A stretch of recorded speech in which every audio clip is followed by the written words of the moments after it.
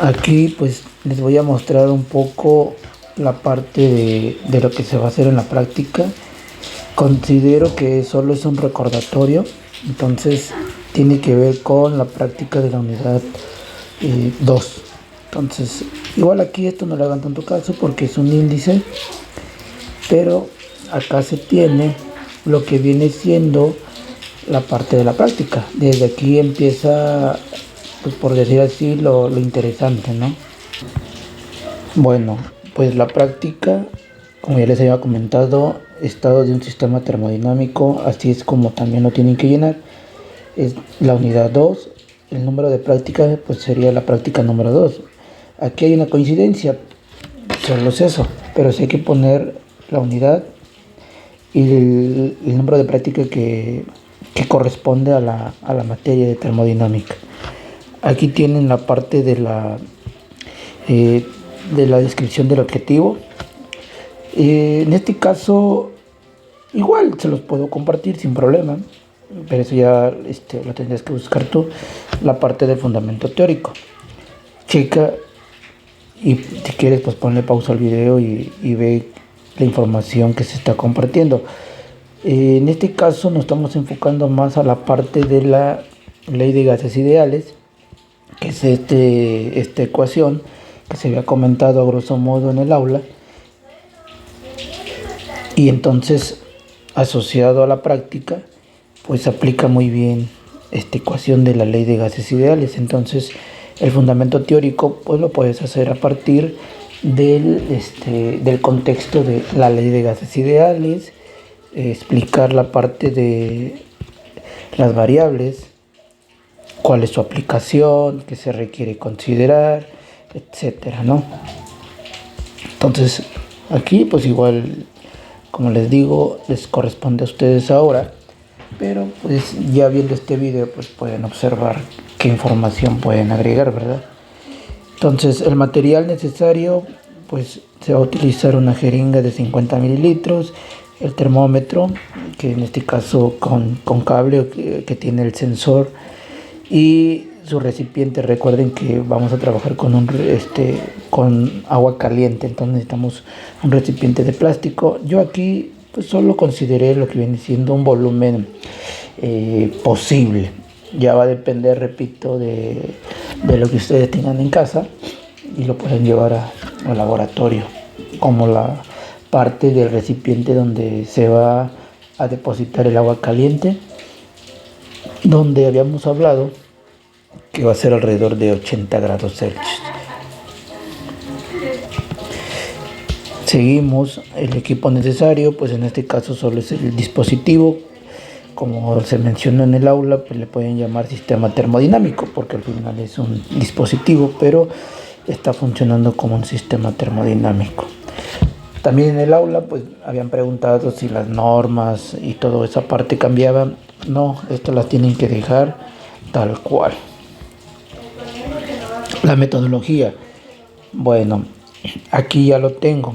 Entonces igual este video pues te va a servir para obviamente tomar en cuenta lo que tienes que ir haciendo paso a paso. Bueno, lo primero que estoy considerando dentro de la metodología pues es la preparación del sistema. Aquí pues prácticamente quiere decir que tú vas a utilizar una jeringa de 50 mililitros que va a representar el sistema gaseoso. Prácticamente esto tú ya lo tuviste que realizar, la construcción del sistema termodinámico. ¿Qué vas a hacer ya dentro del laboratorio? Bueno, pues vamos a necesitar agua caliente de aproximadamente 80 grados Celsius. ¿Sí? Entonces esta agua, ¿de dónde se va a depositar? Pues en un recipiente. De ahí pues vas a agarrar tu dispositivo. Considera que se va a manejar un volumen apropiado de 20 mililitros de gas, es decir, ese gas no es otra cosa más que aire, y te pide que registres así como su volumen, también su temperatura. ¿Qué vas a hacer después? Bueno, ya teniendo la jeringa con los 20 mililitros y haberle medido su temperatura, pues lo vas a sumergir en el agua caliente que previamente tú pues habrías colocado en el recipiente, ¿no? En un tiempo determinado. Este tiempo ¿sí? Tú te preguntarás hasta qué momento. Yo lo que les había sugerido y lo sigo mencionando es que hasta que observes una variación de volumen. Habíamos hablado en el aula que ibas a tener alrededor de 2 mililitros. Si obtienes más, pues qué bueno, ¿verdad? O sea, eso sería lo ideal, que obtengas un volumen más representativo, una variación de volumen, una delta V, pues vamos a decir más grande, ¿no? Bueno, cuando se termina, cuando ves una variación, ¿qué vas a hacer después de la variación? Pues lo vas a sacar, ¿sí?, del recipiente y vas a medir ya con más cuidado, ¿verdad? Sin, con la precaución de no quemarte, pues vas a medir el volumen de gas. Si iniciaste con 20 y una variación de 2 mililitros, pues lo lógico es que tú llegarías a 22 mililitros. Entonces el cambio de volumen es de 2 mililitros. La delta V pues sería esos 22 volumen final menos volumen inicial, pues te van a dar los 2 mililitros, ¿va?, de delta V. Bueno, ahorita lo hablo como una delta, pero al final es una variación nada más de 2 mililitros.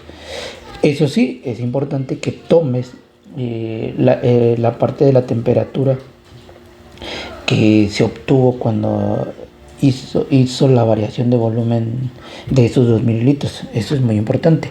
¿Qué quiero resumir con esto entonces? Que tú midas el volumen inicial, ya lo mencioné, que son 20 mililitros, y que tomes la temperatura inicial, vamos a suponer que son 28 grados Celsius, y que también entonces tomes el volumen final y la temperatura final. En este caso vamos a suponer que no llegó a los 80, pero vamos a suponer que llegó a los 65, un ejemplo, porque estos datos tú los vas a necesitar. Incluso aquí en esta parte lo menciono. Bueno, ¿qué vas a hacer con eso? Aquí viene la parte interesante de cálculos. Pues vas a calcular la presión inicial y la presión final. Bueno, me adelanto un poquito y tú tienes la siguiente ecuación. A ver. Entonces la ecuación es esta. PV es igual a nRT. Tú aquí prácticamente necesitas obtener la presión inicial con las condiciones iniciales, obviamente. Entonces, si vas a obtener la presión inicial, tú necesitas el volumen inicial, tú necesitas los números de moles iniciales, necesitas la constante R y necesitas la temperatura inicial. Entonces ahí pues tienes que hacer un despeje y por lo tanto pues la presión en sí quedaría nRT sobre V. Entonces de esta manera tú vas a obtener la parte de la presión del gas, así en general, pero se le llama inicial porque vas a utilizar pues la información de volumen y temperatura inicial. Entonces por eso toma el nombre de presión inicial. Cuando tú manejes presión final, pues ahí sería, como su nombre lo dice, los datos, los resultados que obtengas al final del calentamiento de ese gas. Bueno, entonces hay que ver que necesitas número de moles, constante R, la temperatura y el volumen. Si aquí nos ponemos un poquito, vamos a decir, nos cuestionamos, pues lo único que tenemos nosotros en términos iniciales o que conocemos de entrada, pues es la temperatura que tomamos del termómetro, ¿verdad? Y del volumen. Pero tú necesitas también N y R. Pero ya repito, vas a tener T1 y V1. Eso sí lo vas a conocer, que son lo que vaya a marcar el termómetro al inicio.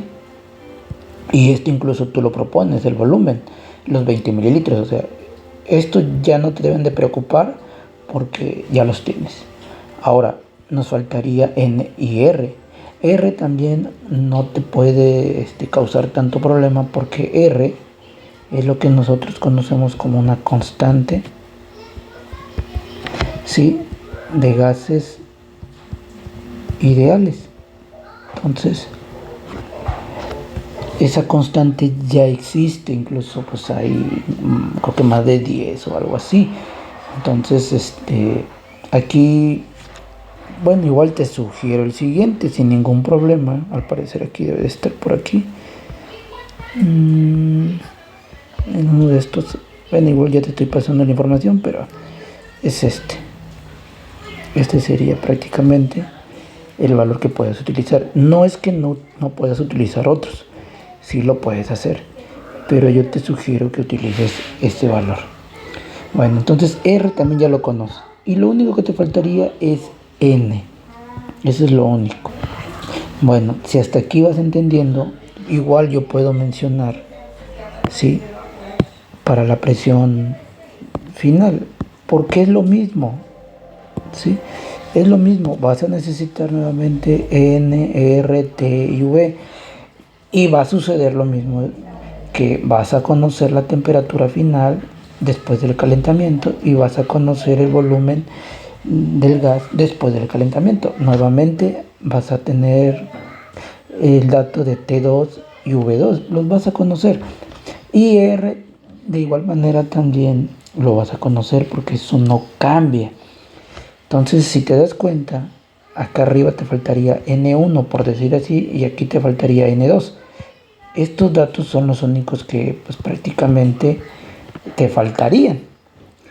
Pero N tú lo debes de entender como el número de moles.